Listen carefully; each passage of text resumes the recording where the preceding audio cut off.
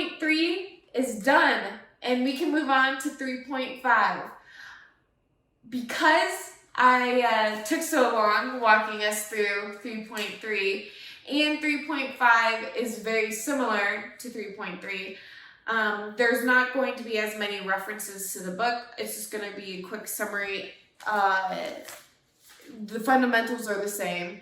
So if you want to understand the fundamentals, I would encourage you to go back to the videos for 3.3. And this video for exercise 3.5 will highlight the dissimilarities between 3.3 and what we need to understand regarding those. So the problem states both budgeted and actual revenues and expenditures are close to the fund balance. The budgeted and actual revenues and expenditures of Seaside Township for a recent year in millions were presented in the schedule that follows. So we see our forecast next to what actually happened. And our first objective is to prepare journal entries to record the budget. And so exercise 3.5 is similar to 3.3, but there are a couple of differences that are important to note. Immediately we see that Seaside Township is budgeting for multiple revenue source types. And on page 98, the Governmental Accounting Standard Board recommends that in fund statements, revenues be classified first by fund and then by source. And then they provide examples of sources you may find if you were doing the accounting for a government or not-for-profit entity.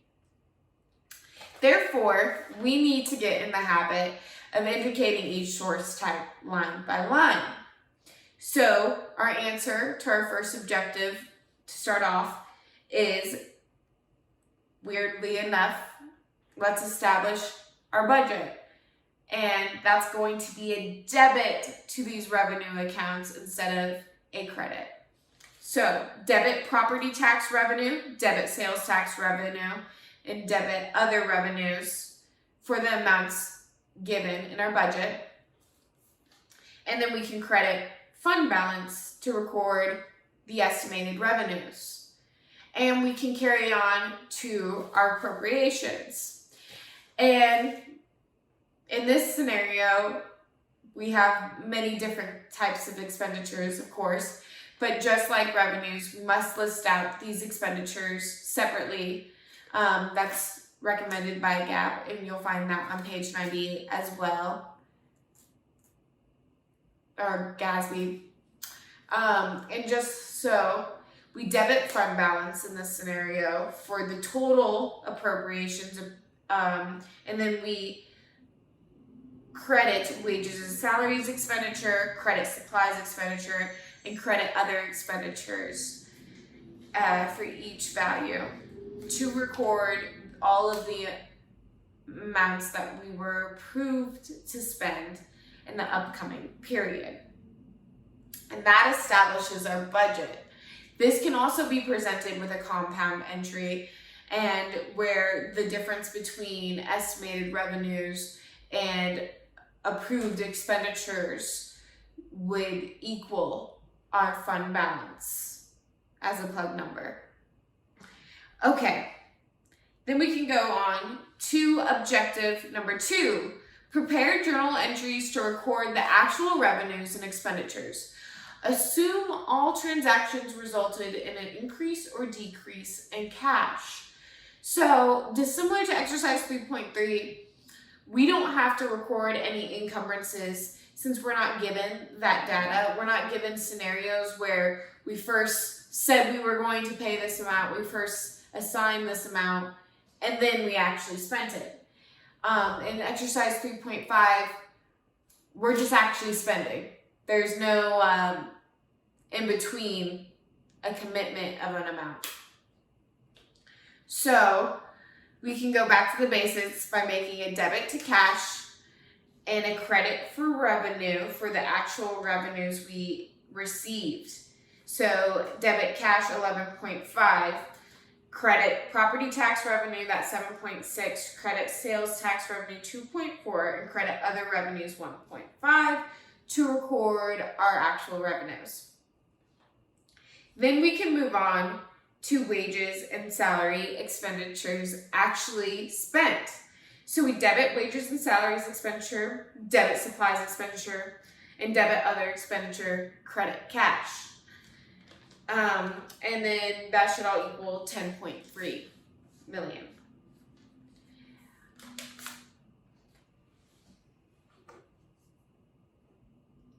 Remember, I know it's tedious, but we have to do it line by line to keep track of each type of expenditure we're making. And then on number 3, prepare journal entries to close the accounts. So I actually had to restart this video. When I was looking at closing entries, I was like, wait, I did these wrong. I debited expenditures and I credited revenues. And then I was like, oh wait, the first step is closing the budget. So I did do that right. So I have both a compound entry and multiple entries to show what is happening here. And like I said, our first step with closing entries is to close that budget we made. And so we debit wages and salaries expenditure, debit supplies expenditures, and debit other expenditures.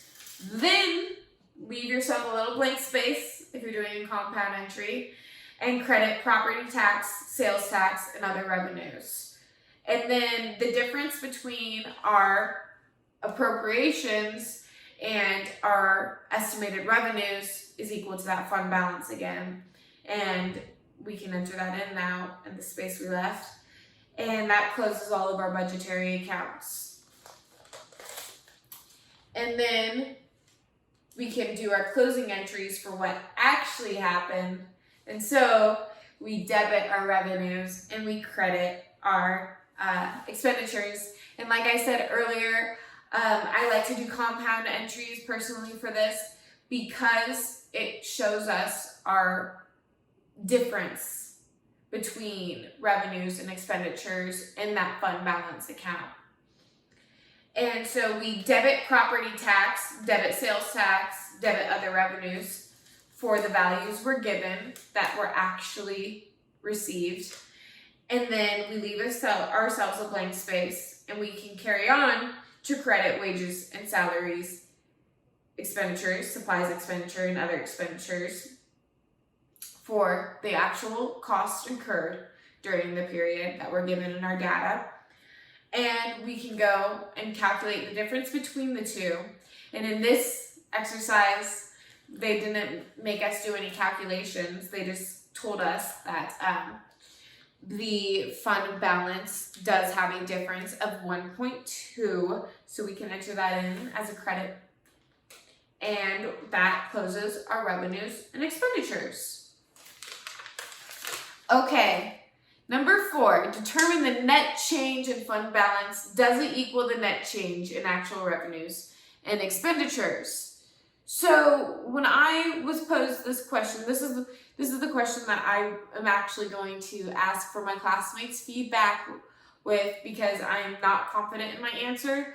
But how I interpret it is that determine the net change in fund balance.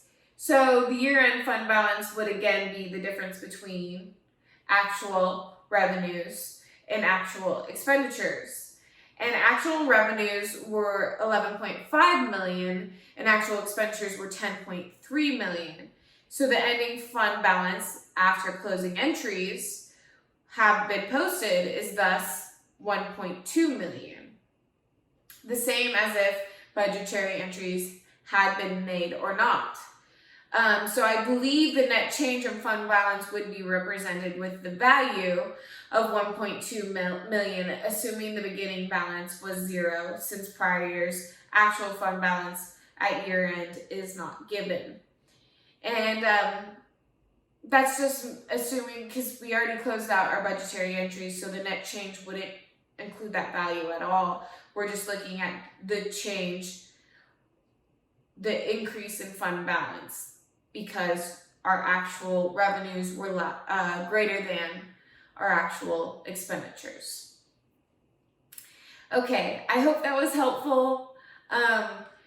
I really appreciate everyone being patient with me as I learn how to create these videos.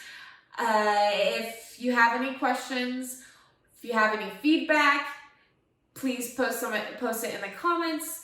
I also love working with my fellow students, and I am a qualified tutor. So if anyone wants to reach out to me, my email is bkalicki, BKALICKI, @uccs.edu. Thanks for your time today. Everyone enjoy their weekend.